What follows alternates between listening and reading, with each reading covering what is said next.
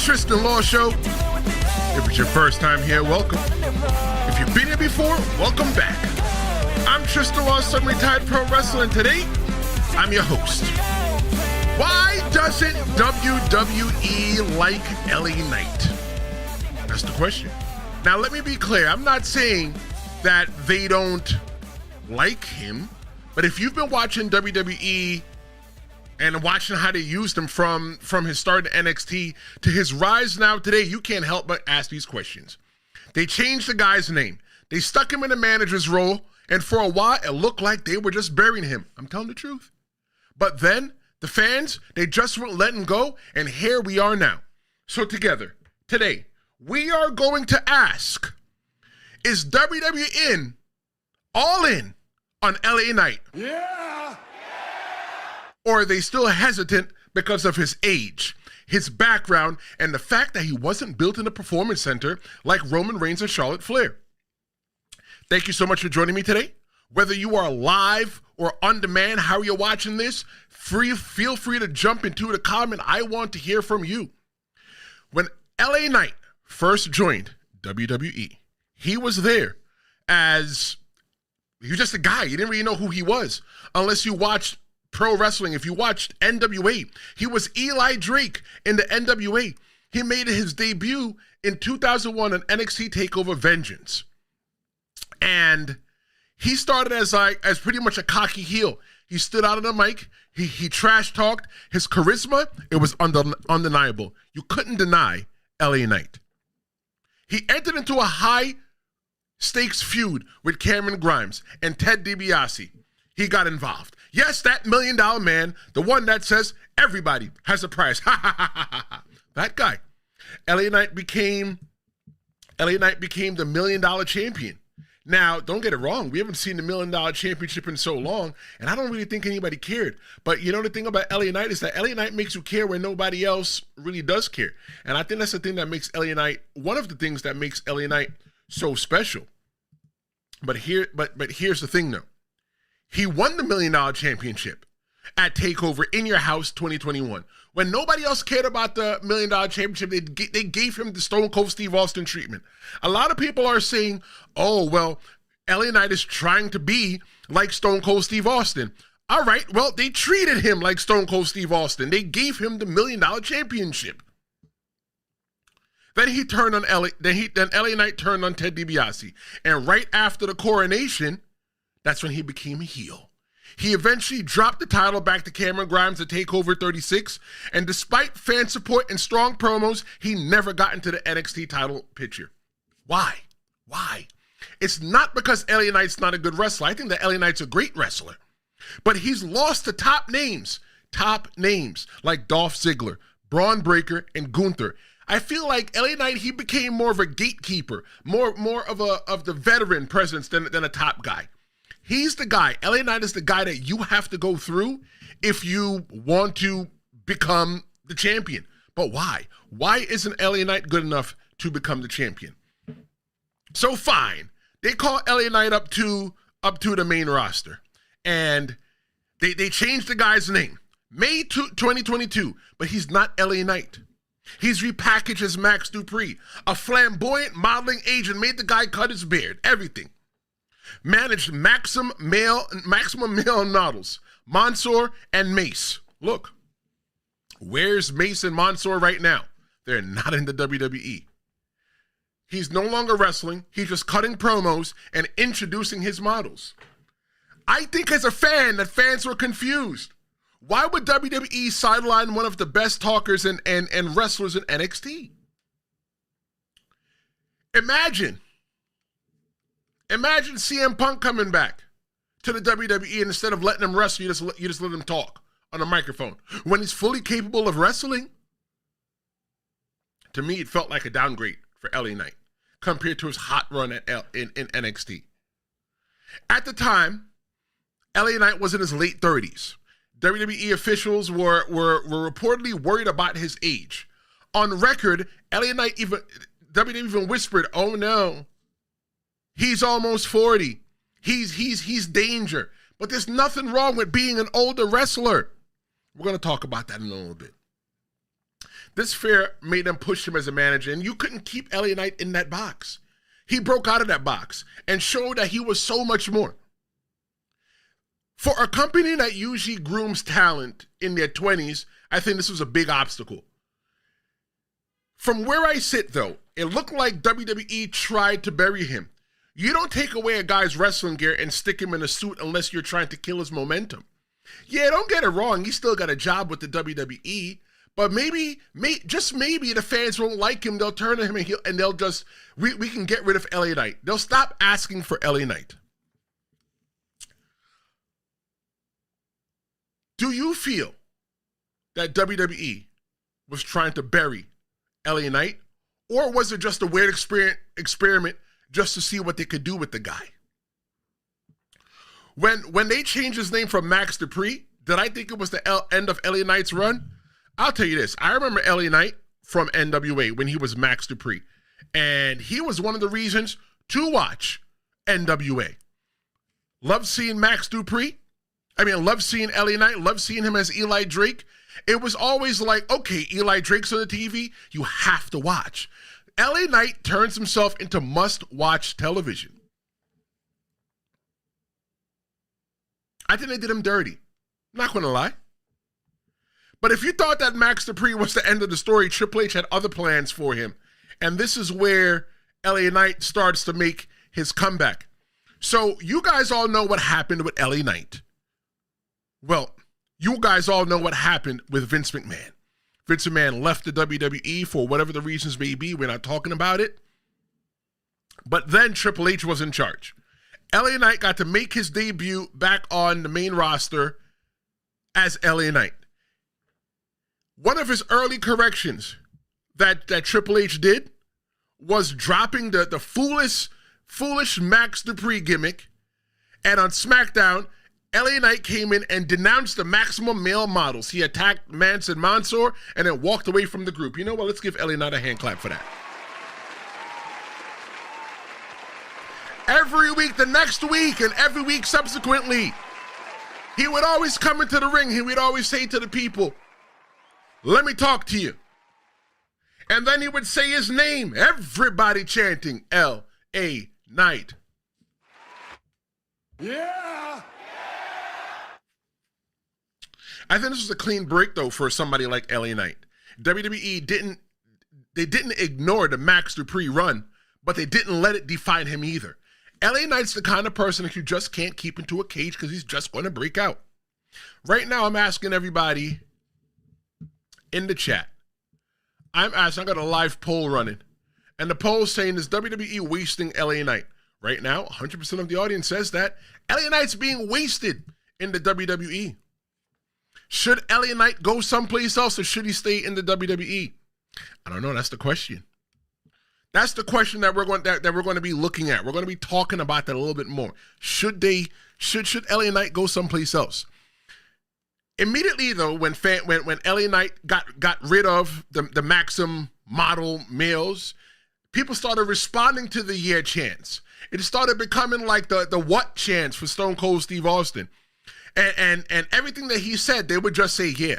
His promos felt authentic, and he connected with the crowd in a way that was reminiscent of Attitude Era stars.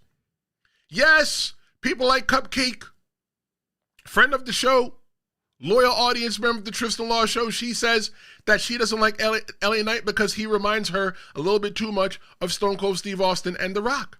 I get it. It makes sense, but you got to think of when he grew up. He was a man in the Attitude Era. You know, LA Knight's just a little bit older than me. LA Knight was in college when Stone Cold Steve Austin. So yeah, I get it, right? But even after he was positioned as a heel, the crowd started cheering louder week after week. I think LA Knight's going to be a great heel, but he's just somebody that you just like. You just know LA Knight's story. LA Knight is the guy that should have never been. He's the guy that was a model. He was modeling in WWE's fitness videos in the background with Triple H. They said he was too old. They said that he would never make it to the WWE or make it in the WWE. This is his second run in the WWE, in case you didn't know. But by 2022, it was late. It was clear that the audience, that everybody adopted LA Knight as their guy. From an in-ring standpoint, though, it's tough to shake off a failed character. Wrestlers often get typecast or pigeonholed once creative decides that you're a comedy. It's almost impossible to go back. Look at R-Truth. We saw every single thing that happened with R-Truth. And what happened to R-Truth? R-Truth left the WWE. He came back to the WWE. We thought we were going to get somebody really serious, so what did we get? We got a joke. Yeah! LA Knight is proof that if the company trusts you with a mic and you've got crowd charisma, you can write your own story. And that's maybe if you're not R-Truth, if you're not Ron Killings or whatever it is that they're going to call him today. But presentation can make or break a talent regardless of skill. One of the things that I always made sure I paid attention to when I was wrestling in the ring was my gear. I used to come out when I first started. I came out in black generic gear when I first started wrestling. And one of the things that I realized that you need to stand out above the crowd. Your presentation is everything, how people see you.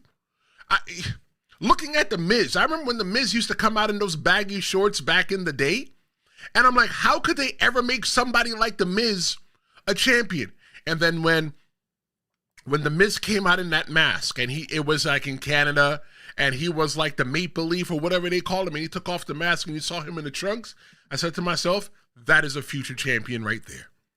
Your presentation is very important in pro wrestling. Your perception is everything. The way the fans see you is the way that you are. So when you look at somebody like LA Knight, yeah, his perception, his presentation is that he's maybe a Stone Cold Steve Austin or a Rock ripoff, but he's more than that.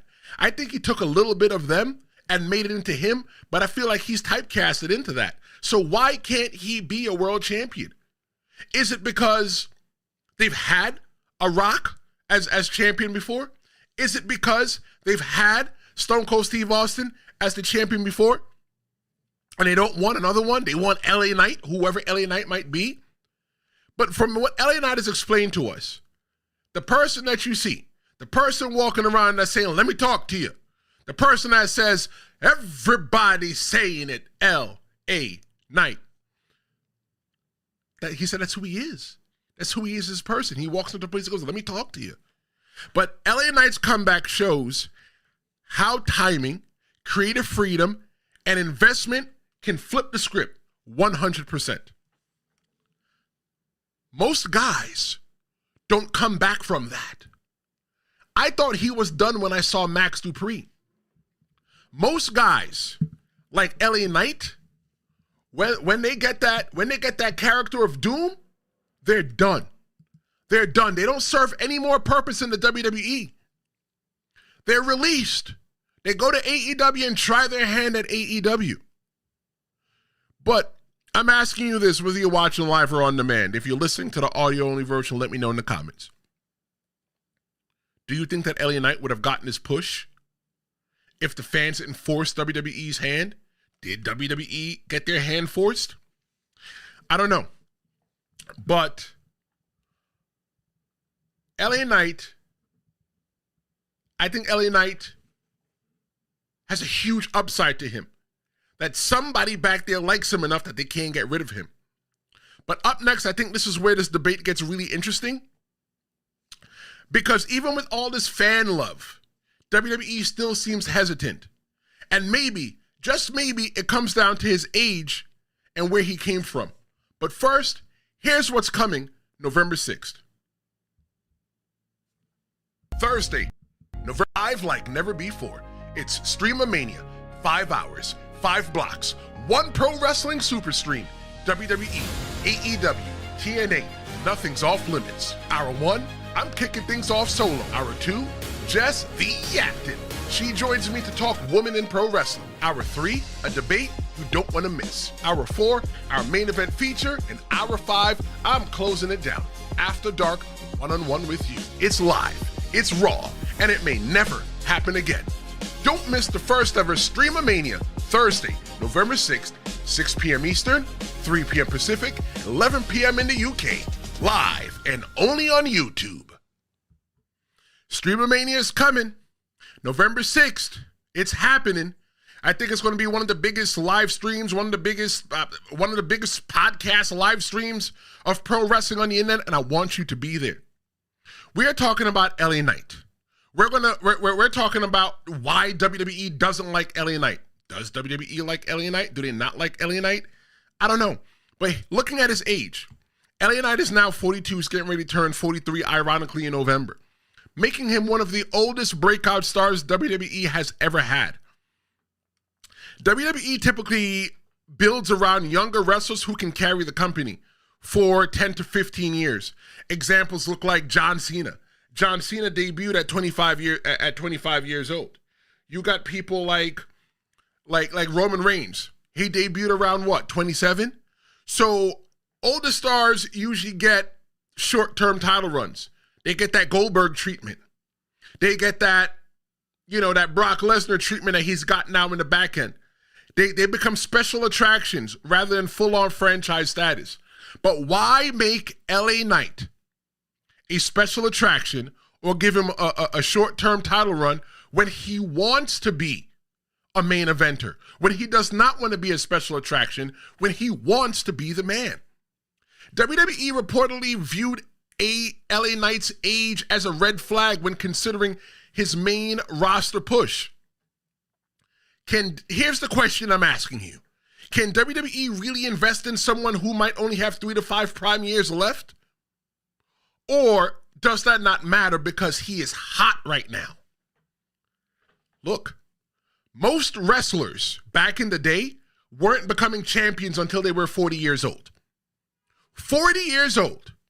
But now we're putting the championships on younger people because, you get so much more out of them.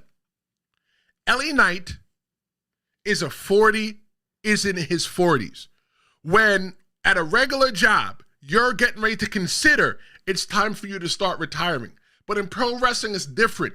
You become much better at 40 than you were at 30 than you were at 20. You have so much more experience underneath your belt. You understand pro wrestling a little bit more. You might be a little bit smarter with how you do things in the ring, but you're not out there jumping off the top rope every single night because you understand that you may not need it. Age in pro wrestling is not a red flag.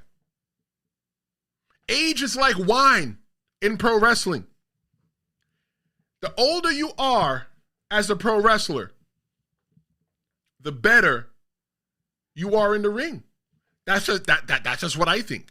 I was a better wrestler at 37 than I was at 27.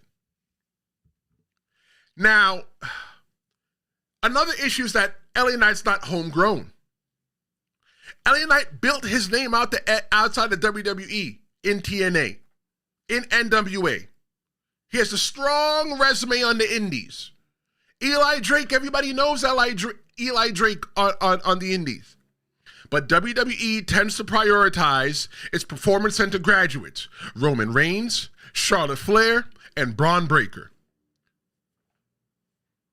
But why is it that you can't get somebody like LA Knight? Why is it they can't prioritize somebody who didn't come through their system, who wasn't built from the ground up in their system? I think part of the problem is that you get these people when you're young, you invest in them for so long. It only makes sense just to keep them for so long. But damn, is Seth Rollins any better than LA Knight? Is Roman Reigns any better than LA Knight? Is Charlotte Flair any better than LA Knight? If you ask me, I think that LA Knight is in the same exact discussion as them. We're just waiting for LA Knight just to get that championship run. Being homegrown, WWE gets to control the narrative. They can say, well, they own so much footage of you when you start there as a homegrown talent, not as somebody who just, who like LA Knight who just plopped in. Look at Penta, right? You got people like Penta. What's Penta doing? Penta has an upside, but Penta's in his 40s. Penta's 39, if not 40 yet. He wasn't built in the WWE, made a name for himself in Lucha Underground, AEW, TNA with his brother. They got his brother over here and they got him over there. When are we going to get them together? That's another episode. But with fans, everybody already knew him as Eli Drake, which made it harder for him to rebrand. They rebranded him to LA Knight, then rebranded him to Max Dupri, and then rebranded him again back to LA Knight. Yeah! I feel that there are other non-homegrown stars that WWE held back. DDP. DDP came in when he was 45 and repackaged as a creepy stalker of The Undertaker's wife. Not Michelle McCool, his last wife. A far cry from his WCW main event status. DDP was a main event guy in WCW. He came to WWE and he said, we just want to be a creepy guy, stalk The Undertaker's wife. Sting finally signed with the WWE in his 50s. They used him in a nostalgia dream matches. Triple H at WrestleMania. Seth Rollins for the title, but never booked him to win big. Shinsuke arrived in the WWE in his late 30s with huge fanfare. Won the Royal Rumble in 2018, but he stayed mostly in the Midcard. He was a Midcard guy. Samoa Joe came in his mid-30s, dominated NXT, but capped at the U.S. title in the main roster. Bobby Roode, NXT champion at 39, but relegated to tag teams of Midcard once rolled up. So maybe there's a thing here. There's an issue here. When you're looking at the issue overall, what I'm seeing is that the issue might have been Vince McMahon. The issue might have been that Vince didn't want old people. Golly, imagine me calling somebody 40 old and I'm 40 years old. Golly. It looks like Vince didn't want to do anything with the older people, with the more mature people. And Triple H was booking NXT. Bobby Roode, the champion. Samoa Joe, champion in NXT. Shinsuke Nakamura, champion in NXT. Maybe the issue was Vince. Maybe we just have to wait a little bit longer for LA Knight to get that opportunity. But there are counterexamples, though, of when WWE did push older veterans. AJ Styles, not a homegrown person. He debuted at about 38 in 2016, became WWE champion within 8 months, carried SmackDown for years. Bobby Lashley left the WWE, rebuilt in MMA and TNA, returned at 41, became WWE champion in his 40s and was presented as a dominant force. Drew McIntyre, originally the chosen one by Vince McMahon. He left and rebuilt himself, came back at 34 and won the WWE title 34-35. Technically, he was younger, but still seen as a late bloomer because he had to leave the WWE to reinvent himself. So there's still chance. There's still a chance. There's still opportunity for LA Knight. These examples prove that we can go all in on older talent if the timing, presentation, and crowd reaction demand it. Timing. I think that LA Knight's in the right place at the right time. LA Knight's being positioned up there with other big stars. He wrestled Roman Reigns. He's wrestled Seth Rollins. He's up there in the top of the top. Presentation. LA Knight comes out like a star from the time every time that you see LA Knight on camera, that you use your eye holes and you see LA Knight looks like a star. The crowd reaction. Everybody's saying it with him. They're saying the guy's name with him. They're saying his chant. They're chanting his name. I feel that the fans want LA Knight so much that sometimes they become cold on LA Knight. History shows that WWE doesn't put the crowd on outsiders at this age. Look at DDP. Look at Sting. Look at Shinsuke Nakamura. But they got the love, but they didn't get the push from the machine. The main question is WWE still hesitant because Knight isn't their guy? Or is this the start of them finally backing him despite history? Now, like I said a couple minutes before, maybe the issue might have been Vince McMahon. Maybe the issue might have been Vince McMahon, but now we have the opportunity with Triple H at the helm. LA Knight's finally going to get that opportunity that he's looking for. I don't know. There's so many questions here. The one question I'm asking right now is WWE wasting LA Knight 100% of the audience right now says that, yes, the LA Knight's being wasted. Do you think that WWE really cares if a star is homegrown, and do the fans decide who gets pushed? Damn. That's a question for you. While you think about it, while you answer it, let me answer that one for you. I think at the end of the day, it doesn't matter what the fans want. It matters what the person with the pencil has in the back. The person that's sitting in the booking committee, with the person that's sitting in creative, it matters what they want ultimately. But it's still the wrestler's job to go out there and get over, to make the audience like you, to become so undeniable they have to say yes. LA Knight is one of those people that's so undeniable WWE has to say yes. But when? Maybe at the Royal Rumble. Royal Rumble 2026 is coming up. They're going to go to Las Vegas. Who better to headline a main event at WrestleMania than LA Knight? But now you got two champions now. You got the undisputed WWE champion, and then you have the World Championship, the World Heavyweight Championship. I feel like the World Heavyweight Championship, that's a second place championship. That's exactly what I feel it is. It's a second place championship. It's the championship that they give to you when they don't know what else to do with you. When they think you're good, but you're just not good enough. So we've looked at where LA Knight has been and where WWE might hesitate. But what about right now? Because LA Knight, he's hotter than ever. And the question is, where does he go from there? In the past couple of years, LA Knight has had some big moments. At SummerSlam 2023, he won the Slim Jim Battle Royal. Did you remember that there was a Slim Jim Battle Royal? I didn't. It doesn't matter that he won the Slim Jim Battle Royal. Nobody cares that he won the Slim Jim Battle Royal. What did he get? The opportunity to be the main character of the Slim Jim commercial? That did nothing for his career, but he was still undeniable at that point. He got the loudest crowd reaction of the night, and WWE uses as proof that they can sell merch and move the needle with LA Knight. It felt like WWE was testing him on the big stage without giving him the main event just yet.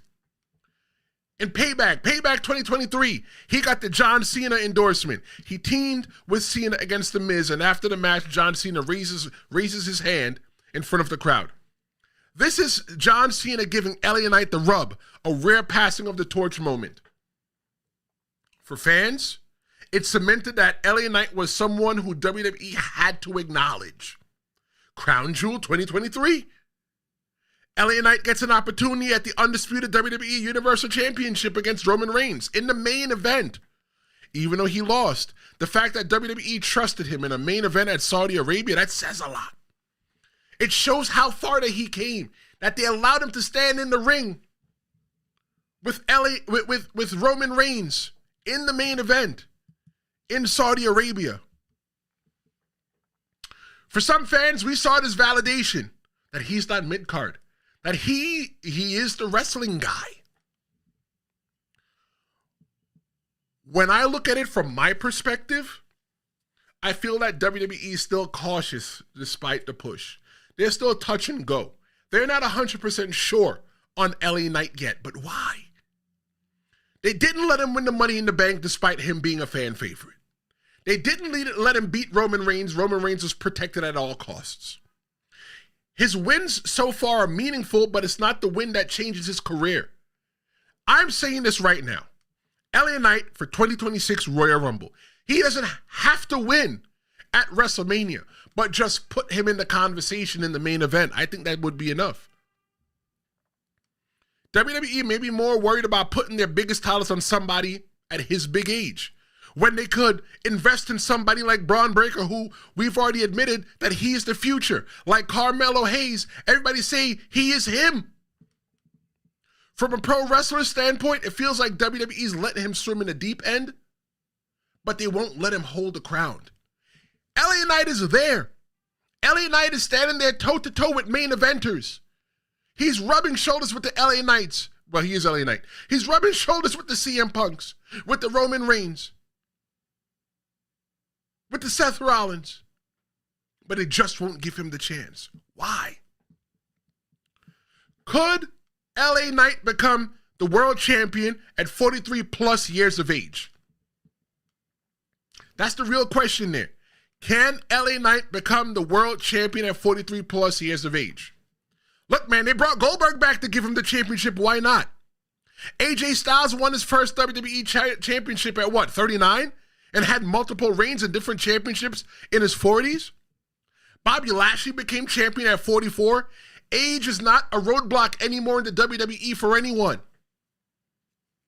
When you look at him and you're comparing him to the People's Champion, LA Knight's charisma and crowd connection and echoes The Rock and Stone Cold Steve Austin. Yes, we all agree. The catchphrases, the audience chants with him, he is the modern day's People's Champion. Someone the crowd elevates no matter what WWE does. Remember when everybody hated The Rock and The Rock just became so cool? The Rock was just so quick with his comebacks that you just couldn't deny LA Knight? Or is LA Knight going to be stuck in the mid-card forever? WWE says in their history that many hot acts peak in the upper mid-card. Think about people like Rusev Day, right? Rusev came back. Maybe he's going to break outside of that mid-card and become a champion. I don't know. Zack Ryder. Zack Ryder had everything in him. Now known as Matt Cardona, had everything in him to where he could have been a main event. Could have been a main eventer, but wasn't a main eventer. Why not? Universal says, greetings and salutations. Welcome, Universal. You want to see something cool, Universal? I'm doing something really cool, and I want to show you this. Take a look at this. Thursday, November, live like never before. It's Streamamania. 5 hours, 5 blocks, 1 pro wrestling super stream. WWE, AEW, TNA, nothing's off limits. Hour 1, I'm kicking things off solo. Hour 2, Jess the Yapton. She joins me to talk women in pro wrestling. Hour 3, a debate you don't want to miss. Hour 4, our main event feature. And Hour 5, I'm closing it down. After dark, one-on-one with you. It's live, it's raw, and it may never happen again. Don't miss the first ever Streamamania, Thursday, November 6th, 6 p.m. Eastern, 3 p.m. Pacific, 11 p.m. in the UK, live and only on YouTube. That's Streamamania. It's coming November 6th, here on YouTube, live on the Tristen Law Show. That's what I'm working on, Universal.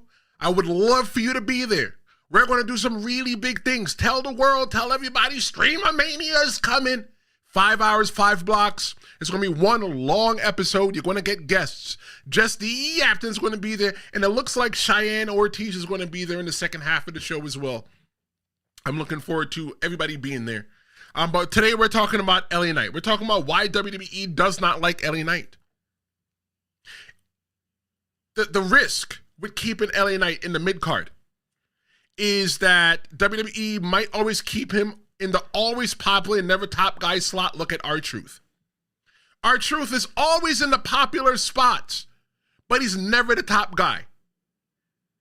LA Knight right now is always in the popular spots, but he's not the top guy. LA Knight has been in main events on Raw. He's been in main events on SmackDown. He's been in main events in PLE. So what's wrong with LA Knight? What is it? Does he stink or something like that? Is WWE really ready to crown someone because the fans demanded it? Or will LA Knight's story at the end will LA Knight's story end at being the loudest fan favorite to ever never win the big one? Is he going to be like the Jake the Snake Roberts, where everybody wanted him to do so much more and he didn't do it? You know, is he going to be like, I don't know, I'm trying to think of people that's won the Intercontinental Championship. People have just been mid-card champions and never got that opportunity to go to the next level. There's nothing wrong with LA Knight. The only thing I say about LA Knight, and I've said this before, is that he is interesting in the chase, but when he gets the championship, he's no longer interesting anymore. The reason why he's no longer interesting is not any fault of his. It's the fault of that he is a good wrestler. He is a good talker on the mic, and he looks great. He's a star. But what about everybody else? Maybe he outshines them too much. They should be like, they're no match for LA Knight. And then subsequently, they figure out a way for him to lose the championship. I think that what LA Knight needs is a really good heel. A really good heel to rip his throat out, to come for his kufi, and make it feel like he's in danger at all times. Think Stone Cold Steve Austin, Attitude Era. Every single Monday night we'd watch just to see what they were going to do to Stone Cold Steve Austin. How is LA Knight going to keep the championship today? Universal says, Tristen, do you think that that Shawn is world champion level worthy? Why? Shawn is better heel than face. When he says Shawn, he's talking about LA Knight. Yeah. I think that LA Knight is worthy as a world champion. Thank you so much for your comment. I think that he is worthy as a world champion. The reason why I think that LA Knight is worthy as a world champion is because he walks like one. He talks like one. He wrestles like one. He loves the business. He wasn't a guy that failed at football and then came into the WWE looking for an opportunity.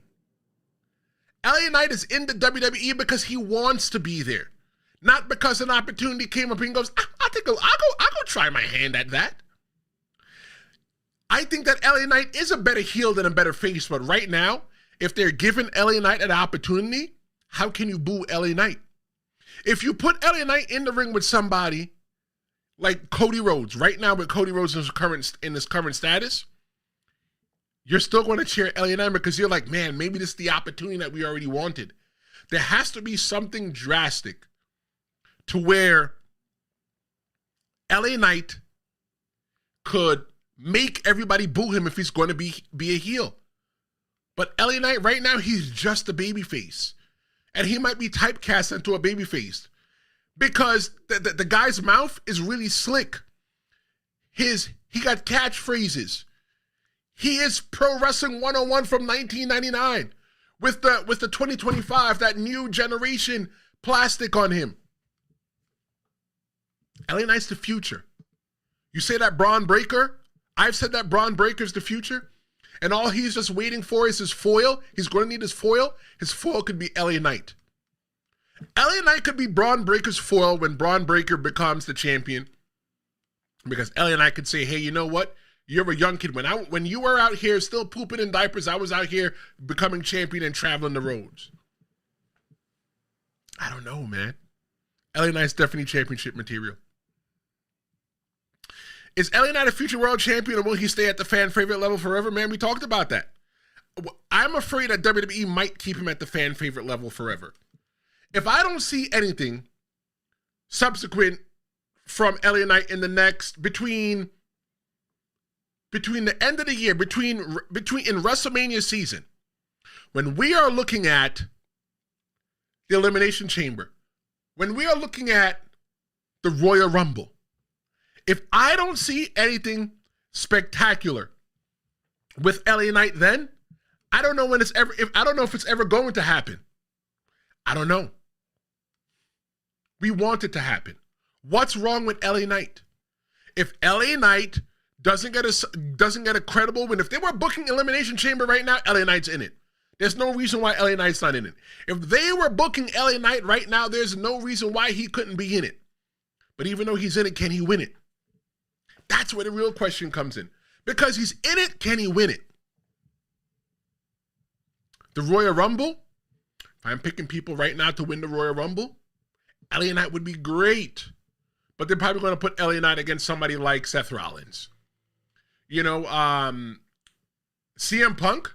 Yeah, CM Punk could probably win it. But what about LA Knight? Universal says, aside from Cody, what feuds would you put Shawn in? LA Knight. What storylines would he be in? Okay. Right now he's on the borderline. He's in the Seth Rollins conversation. But I feel like after Cody Rhodes and Seth Rollins are done with Crown Jewel, I feel like CM Punk got next. And after CM Punk got next, I don't see CM Punk winning the championship. Just not yet. But it would only make sense for him to right the wrong. Put LA Knight in the feud with Seth Rollins.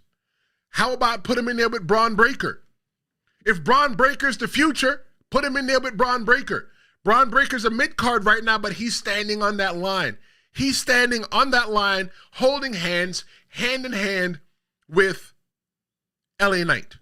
The both of them, they're just waiting for that next level. They're just waiting for that main event push. And from what I've been seeing on SmackDown and from what I've been seeing with Division, I don't think that Paul Heyman's too hot on Seth Rollins. Seth Rollins is becoming uncontrollable.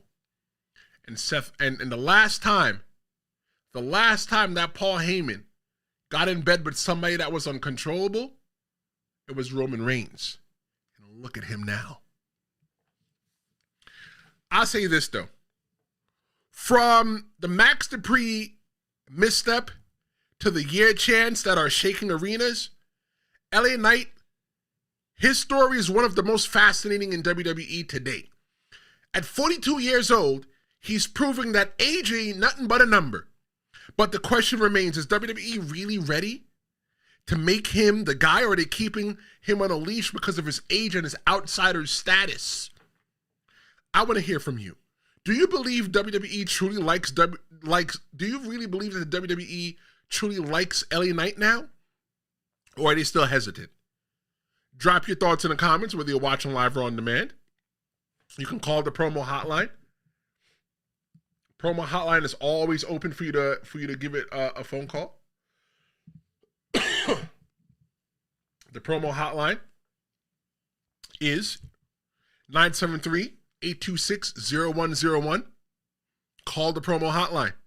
You could also send me an email. I'm probably the most reachable YouTube podcaster that talks about pro wrestling.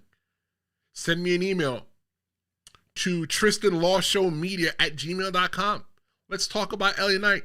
Universal drops one last question. He says, does TKO have more main roster male heels or faces? Good question. The thing that I think that TKO is doing, or WWE is doing right now, is that there's more than just one person who is just the guy. There's multiple people that they can pull in, pull out, and plug in at any single time, and you're not reliant on, for example, the Attitude Era. You had Stone Cold Steve Austin and The Rock, right? And Mankind and The Undertaker. When one of those guys got hurt, you only had 3 guys in the main event picture, so it made room for people like Triple H. So what WWE is doing right now is that they're making their roster injury-proof. That if you do happen to get injured, it doesn't matter. I mean, not that saying that it doesn't matter that somebody got injured, but it doesn't really hurt. It doesn't really hurt that much that somebody's injured, because you always got somebody lying in the wait. So when Seth Rollins was injured, one of the things that I looked at was LA Knight could be the next guy. You got people like Braun Breaker. WWE just has a lot of people. They always have one in the chamber these days. It's not like back in the days in the Attitude Era, Ruthless Aggression Era, the PG era, that when somebody got hurt, we scramble and goes, oh my God, who? It didn't feel like when you were watching, WWE today doesn't feel like when you're watching SmackDown, like SmackDown is the B show. Granted, SmackDown is the B show, but watching SmackDown is just as important as watching Monday Night Raw or watching Raw. There are stars in both places. So I don't think that WWE is heavy when it comes to heels and faces. I think right now they're pretty even when it comes to, top heels and baby faces. Granted, you got Seth Rollins doing most of the work. Seth Rollins right now, he's the main heel on both shows, jumping back and forth. But then you got the MFT, Solo Sikoa and his people, they're getting ready to make their comeback. Solo Sikoa said he's looking for something. He doesn't know what it is, but once he finds it, he's going to let us know. I don't know. Universal said that he can share that Sean, LA Knight is in a rock and a hard place, meaning that the spot is still not there for him. When John Cena leaves, Sean, LA Knight will fit that spot. Other spots will open soon as well for Roman Reigns. Yeah. Yeah, I think, because once Roman Reigns, but Roman Reigns is not a regular guy right now. When Roman Reigns comes back, somebody gets pushed to the back burner. Somebody gets pushed to the back burner because of Roman Reigns. But there's always somebody that can fill in. That's why you got people like, that's why people are able to go away. Roman Reigns, he's able to go away. CM Punk is able to go away. You haven't seen CM Punk since, what, his match with his wife? The tag team match against him and his wife against Seth and them? That's why people like Gunther, and I don't think that Gunther's really hurt right now. I think that Gunther, they just use that to let him go away. So the thing is that there's always a spot open. They've always got somebody, and they always got one in the chamber. But that's LA Knight. Make sure you come back this week we got more shows coming for you. I'm going to drop one Monday, Wednesday, maybe Saturday. Sunday is going to be Crown Jewel in Perth. That's going to be the recap show. Ooh, you're going to hear what we got to say. We got Streamamania coming November 6th. Look, don't make the Tristen Law show make it be a dirty secret. If you like what I did today, make sure you like, share, and subscribe. I'm Tristen Law. This is Tristen Law Show, and I'll see you next time. Flashing red lights, driving at night.